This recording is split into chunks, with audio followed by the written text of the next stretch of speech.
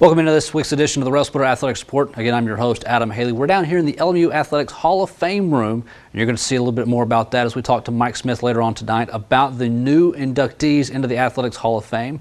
We're also going to talk to LMU women's volleyball coach Jenny Michael about the current run women's volleyball team. You could almost say it's like a Hall of Fame type run the way they're on right now. Only one conference loss, 2 total losses on the season as they get ready to finish off the first half of their particular season this weekend, and we'll tell you about those games a little bit later on. Once again, we're going to talk some Athletics Hall of Fame. 3 new inductees, Jerry Burnett, Brad Seal, and Dan Taylor. We're going to talk to Mike Smith about that. And you can also go on the website. It's lmurailsplitters.com. You go to, I believe it's the 4 athletes page, and there's an Athletics Hall of Fame link there. You can go through, find everybody that's in the Athletics Hall of Fame and see exactly what they did, what year they went in, what year they graduated, and what sport they played for. Still got a lot to go here on the Railsplitter Athletics Report. We're going to take our break. We'll come back with those interviews. We're going to talk to Mike Smith right after this here on the Railsplitter Athletics Report. Pinnacle Performance Physical Therapy wants you to know you have a choice where to receive physical and occupational therapy. We take an individualized approach to treating people of all ages. Our therapist's goal is to assist all patients by reaching their pinnacle performance in school, work, and play. We have state-of-the-art equipment such as our Ultra-G anti-gravity treadmill, used to rehabilitate injuries and pain throughout the body's lower extremities. Contact us for an appointment at 423-869-9923. Pinnacle Performance Physical Therapy, 362 Catalpa Avenue, Harrogate. Whether institutional case good or architectural woodwork, Nolan Products Incorporated of Knoxville has been serving East Tennessee, Southwest Virginia, and Southeast Kentucky since 1958. From concept to finish, Nolan Products custom builds to the highest quality standards to meet your facility specifications while using only the finest materials available. Nolan Products has been serving and meeting the needs and requirements of general contractors and architects in East Tennessee and surrounding area for more than 55 years. Nolan Products Incorporated, 912 Forsyth Street Northeast, Knoxville. Are you looking for efficient, compassionate, and comprehensive health care for you and your family? If you are, visit Lincoln Memorial University Medical Clinics in Harrogate and New Tazewell. All healthcare providers are faculty members of LMU's DeVos College of Osteopathic Medicine and are board certified in their specialty. Multiple specialties available are family medicine, pediatrics, internal medicine, OBGYN, geriatrics, and osteopathic manipulative medicine. Locations at Harrogate and New Tazewell. Most insurance plans are accepted. The University Medical Clinic is here to serve you. Call 423-869-7190 for an appointment. It's the Old Town Grill. The Old Town Grill is a special place where you bring more than family, more than friends. Bring a hearty appetite, because at the Old Town Grill, you'll never walk away hungry. A delicious change from the ordinary. The perfect place to bring the entire family. The best food and plenty of it. Join the fun and treat your appetite to something special. It's the OTG. The OTG is the place to be. Welcome back into Railsplitter Athletics Report, joined alongside by Associate Athletic Director in Compliance with the University. That is Mike Smith, but he's also part of the Hall of Fame Committee, and that's what we're here to talk about today, is about the Athletics Hall of Fame. 3 new members going in this year, that ceremony coming up on Saturday. But first off, let's talk about the actual Hall of Fame for Lincoln Memorial University. How does, you've been on the committee, there's obviously different kind of committee members. How does that process go to becoming on the committee? Well, within the Athletics Hall of Fame Committee, or Athletes Hall of Fame Committee, it's made up of Hall of Fame members. I'm not a Hall of Fame member, but I am an associate member as I'm blessed to be with. I serve the role as Secretary and Treasurer. Jody Wright is our President. It's made up of 12 members currently, and information is given in for people that is nominated for the Athletes Hall of Fame. You have to be considered a full member into the Hall of Fame, you have to have graduated or been out 7 years. You have to have graduated from Lincoln Memorial and obviously shown some good characteristics or strong characteristics as a player, and then also you can be considered also for achievements outside of the university once you have completed your playing career and graduated. So is it like somebody can nominate somebody for being on the Hall of Fame, or does the committee come together like maybe in a few months or so after this actual ceremony and say, all right, let's look at who the potential candidates are going to be? Yeah, we get information throughout the year, or can get throughout the year. We have an online form that people can fill out, as well as send in statistics, other information for nomination. We meet in the spring. We come together, talk about candidates, and then the committee meets again, votes on them, and then the candidates are chosen. Is there like a certain percentage that they have to get votes for? Like I know, like professional, like NFL and Major League Baseball, they have to get like 75% or so. Is that the same thing? Similar. It's a process that you look through with all the candidates that come in, and there is a kind of a line that you look at, and you go on beyond that. Being in the Hall of Fame room, we've seen the list, we see all the different plaques and newspaper clippings and photos and everything. You look at it, the Athletics Hall of Fame here at LMU, it's almost like a who's list. Yeah, it goes all the way back. I can't remember the earliest person that's enrolled. I want to say it's like 1922 or something like that, but it is a who's who.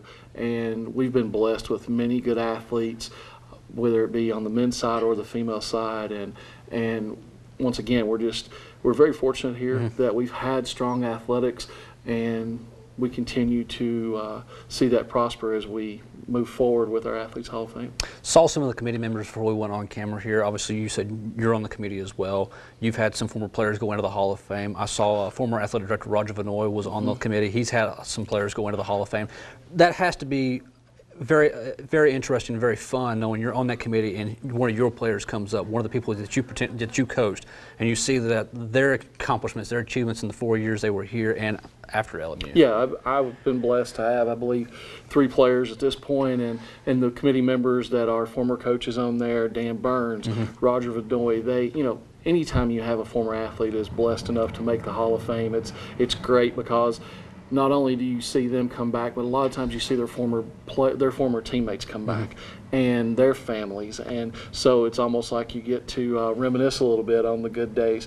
But the thing that I've been blessed with on the committee is I've met a lot of athletes that performed and played before I was ever here, and now I get to hear those stories and hear how their accomplishments and how things were when they were here, and a lot of similarities and things of how things are now, but just in a different decade.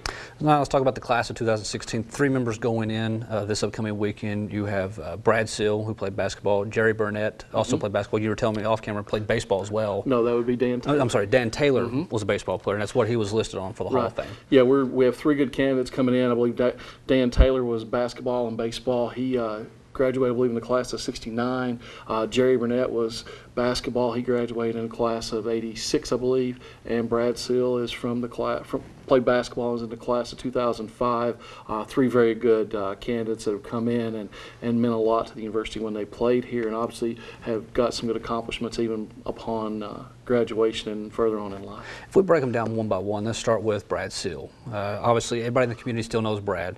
He was kind of a local boy. Pretty sure he came out of Sneedville from Hancock County High School, comes to LMU, plays basketball here. He's still selling insurance in Harrogate. He lives in Tazewell.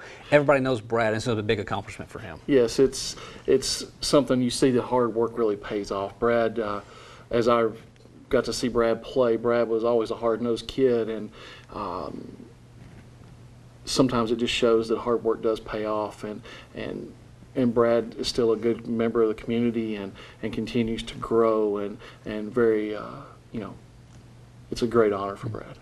Now, he got to play in Tex Turner Arena. The other basketball, or the person that was listed for basketball, was Jerry Burnett. He did not get to play in Tex Turner. He played at the old Mary Mars Gymnasium. Tell some of maybe the younger generations like myself that didn't necessarily get to see him play basketball. Yeah, Jerry was a couple years before my time, but the stories that we all hear of Mary Mars, packed house, probably 2,500 people in there, and sitting on top of the stands and up near the roof, and having to close the doors, and you get, those are memories and discussions that come up that are just fabulous to hear, because obviously our venue's bigger now. We don't have that same smallness that we had, but also our crowds at times are bigger too. So to hear those stories and going back on some of the rivalries, I remember when my first year here, Mary Mars was still used in the fall, and I got to see some of those games and how it could really be such a home court advantage, and it was great to see those things. And so, with Jerry going in and having been over there, but obviously going in this arena, I'm sure it's quite the honor. Now, you said you got to see both. You said you got to see a couple of games in Mary Mars. Compare the two really quick. I mean, Mary Mars, we see it with women's volleyball still to this day. It's at closeness. You see the crowd's on top of the court, whereas opposed to Tex Turner, it's more of an open venue. Right. The thing that I remember most my first year here was the fact that it felt like I was right on top of the game.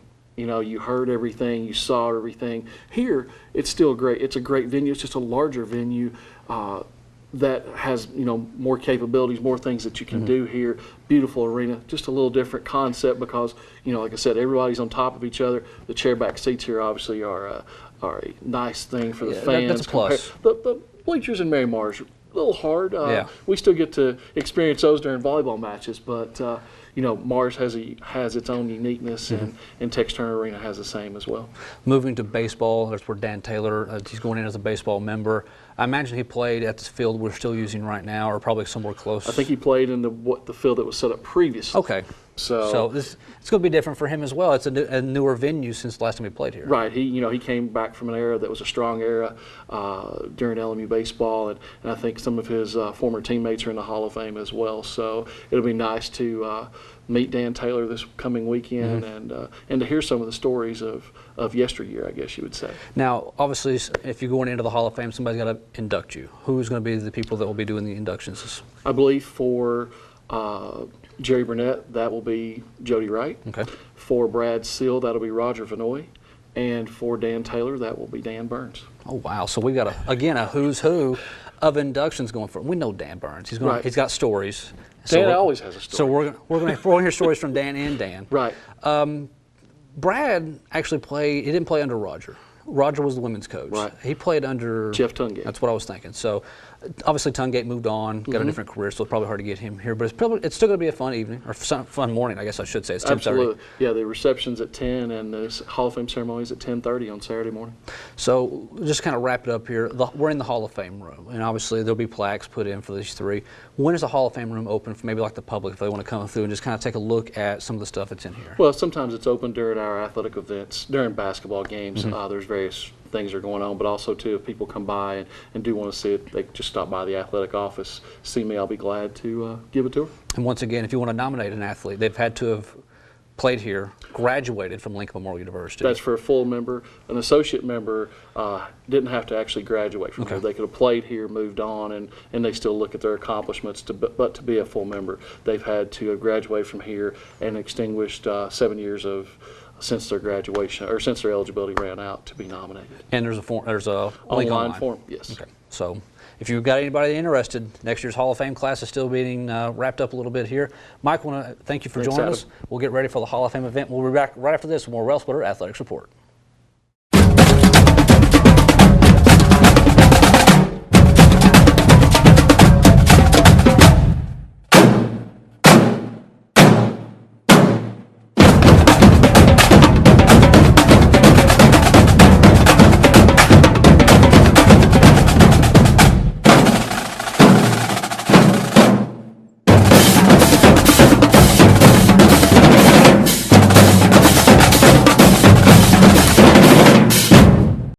Make K&K Metal Sales your only stop for all your residential and commercial metal building needs. For the past 23 years, K&K Metal Sales has covered the tri-state area with quality custom roofing and siding with many grades, gauges, and colors in stock. If you're looking for complete steel or wood building packages or steel or wood trusses, K&K Metal Sales can help with that, as well as heavy-duty custom carports. Great folks and great prices. Stop by K&K Metal Sales located at 6986 Cumberland Gap Parkway or call 423-869-4261.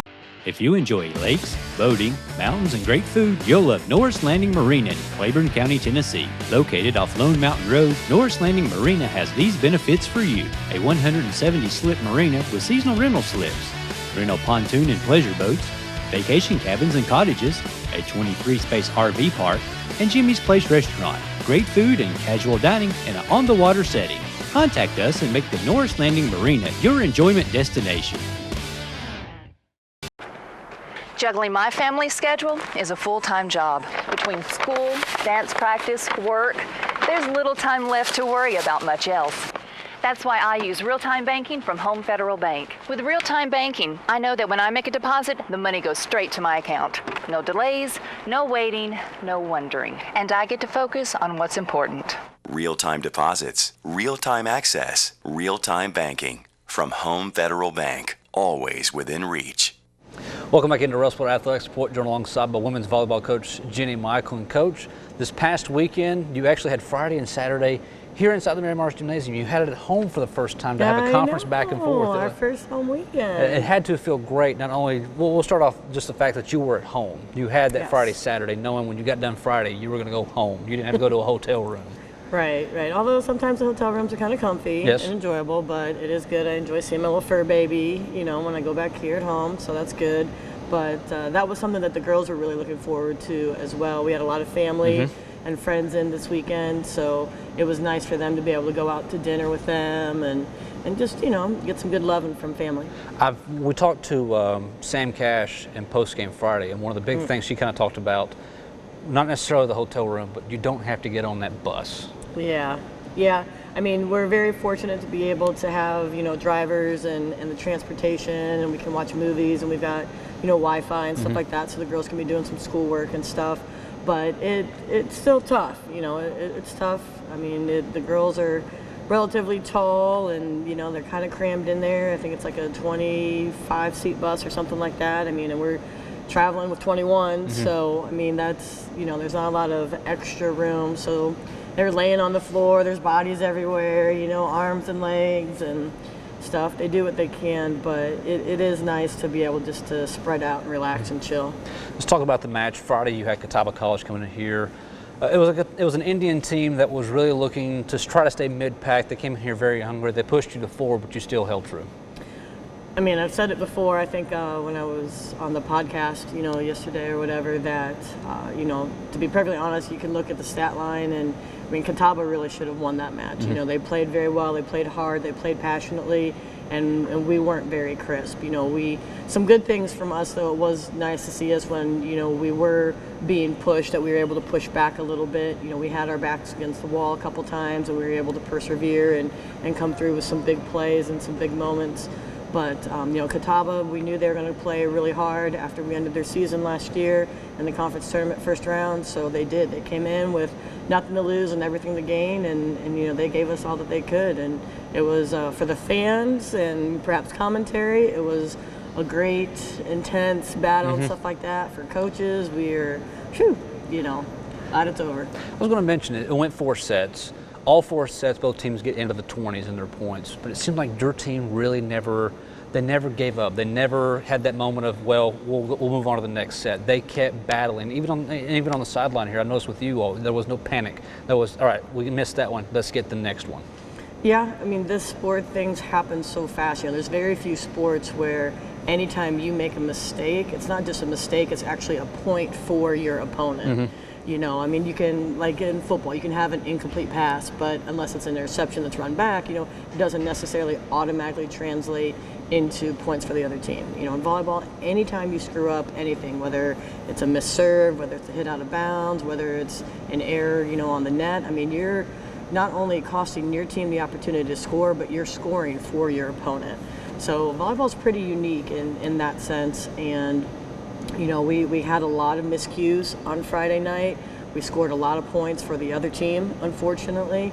But, knowing that it was kind of on us and our miscues, I think that was what helped kind of keep us a little bit calm. Like, okay, we can control this. We either get out of this and quit screwing up, or, we're going to go home to our beds with a loss. So in that sense, they did a much better job of just calming themselves down and being able to go out and execute for us and score points for us instead of, giving freebies to the other team. You get through that victory. Saturday, you hosted Queens University coming in here. At the time, they had also had a 4-set match on Friday night against Carson Newman. And coming in Saturday, it was essentially a battle for sole possession of second. Still early on in the season, I know, but it puts the winner of that one goes on to second place. I felt like didn't have the depth that we had. They battled in the first set, but in the second and into the third set, I felt like the Lady Railsplitters, they kind of flexed their muscle a little bit, kind of fed off the family being here, and you take them out in 3 sets. Yeah, that was not the match that we had prepared for as coaches, and even mentally, for our team, we were, not sure. I really don't know what happened. I mean, they didn't travel with a whole lot, and, they still had their big guns. They still had Jones in there, and things of that nature. Both their outsides have been doing, really well for them this season, but, they didn't have some other options across the net that we kind of saw in film or that they've had in years past. So we were able to, they were a little bit predictable in their offense, I guess, so we were able to utilize that and kind of focus on what they did really well and try to shut that down a little bit and make them uncomfortable, try to do something else. And I don't know that they really were able to do that at a very high level. So you go through the weekend, you move it to 2-0. I know a lot of coaches say if we just get 1-1 on the weekend, but you're at home. We've talked about it before. You win at home, you're still on the road. You went 2-0 at home. That builds up a lot of momentum going in to really the end of the first half of the conference schedule. Yep. These will be the last two teams that we haven't seen to complete, the first round. LR has had our number for probably the last 4 years, I think it is. So we're going, one match at a time. We've got LR on Friday, and that's what our focus is, and just trying to go in there and, travel better, travel well on the road, and come out strong and see if we can, play at a little bit higher level than what we saw this past Friday night. You go into Hickory to take on Lenore Ryan Friday. You followed it up with a trip to Brevard on Saturday, and as we mentioned, that ends off the first half of the conference schedule. For the most part, the first half of your conference schedule, you've been on the road. Do you feel like that's an advantage for your team coming into the second half, knowing I know you're going to see the same teams again, and they know what you're going to bring as well as you know what they're going to bring, but you're going to get them here inside of the Mary Marsh Gymnasium. You're going to get them at your place where it's been crazy all season. Right. It's always great to play at home, especially in front of the Mars Maniacs. They've been awesome this year, the guys and girls and the other athletic teams and the student body, and we've had a really great turnout too, the faculty and staff, and it's just an awesome environment knowing that we're supported and people care, people pay attention to what's going on, and it's pretty cool. Now, you get through LR and Brevard, and I know as a coach you don't look ahead, but you've got a non-conference, I guess it's like a tournament coming up. What is this, the SAC, and I think it's the Peach Belt crossover. So you're going to see some teams, there's some regional teams there that's going to help your roster or your resume moving forward. I mean, we can talk about this next week, right? Well, we could, but okay. As a coach, I understand you don't want to talk about it. That's fine. Yeah. Let's talk back then the first half of the season. Let's call it we're at the halfway point. I know you still got LR and Brevard, but we're at the halfway point. Where have you seen this team go from the King Invitational to now? Well, one of the things that's been really nice is we're pretty much on the verge of being healthy. We still are working through some things, just from time missed for some of our young ladies that were out early on. But we're having the ability now every day in practice to have our full roster, and then they're at our disposal then for matches as well. So that's really exciting because that just increases the level of competition every day in our gym, which then yields to a better product that we're able to put on the court come game time. We've talked about the depth of your team and all the different broadcasts myself and Mike Smith have done. How are they pushing each other in practice, knowing that maybe that person that's in that starting role, say on like a Saturday afternoon, may not be in that starting role come the next Friday because the person behind them is catching up?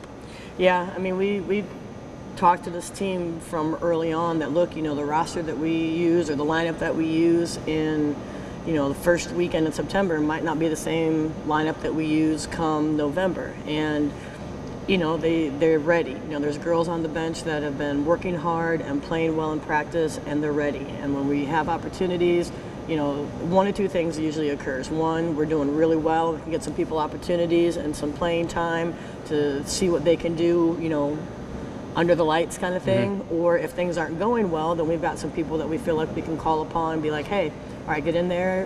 Things aren't going well. Let's mix it up. Maybe we can get hot and then ride it from there. Is it an advantage to your team at times on the floor when 1/3 of the team you've got actually playing is sisters, that being Abby and Sam? I mean, I'm sure they've played volleyball with each other being sisters for a long amount of time. Yeah. They've got chemistry already built in because of being sisters. Yeah, sometimes it's kind of funny, especially in practice. They'll be like, what's wrong? Sam will ask what's wrong with her head, or Abby will be like, is it too high, too low? I'm like, look, you guys just need to do that freaky sister thing and figure it out, okay? It's awesome to see. They're both very, very competitive. Having Sam in this year just adds another dimension, and has just helped been infectious to the idea of being competitive on the court and the idea of hating to lose. We've talked about that from the coaching side of it early on. Winning's great, but if you hate to lose enough, then winning is a byproduct of just, wanting to do everything that you can to not lose. Well, Coach, I know from the games I've got to see, I feel like this team's starting to come around. They're really picking up where they want to go. They've got momentum going. You've had a little bit of a layoff now, but you've got Lenore, Ryan, and Brevard coming up this weekend. Good luck with those. Go out and get those victories. Hold on to second place. And we'll see you once again inside of the Mary Marsh Gymnasium later on the season. Right. Thank you. Head coach Jenny Michael. We're going to take a break. We'll return right back here with more Railsplitter Athletic Support after this. Who's next? Me.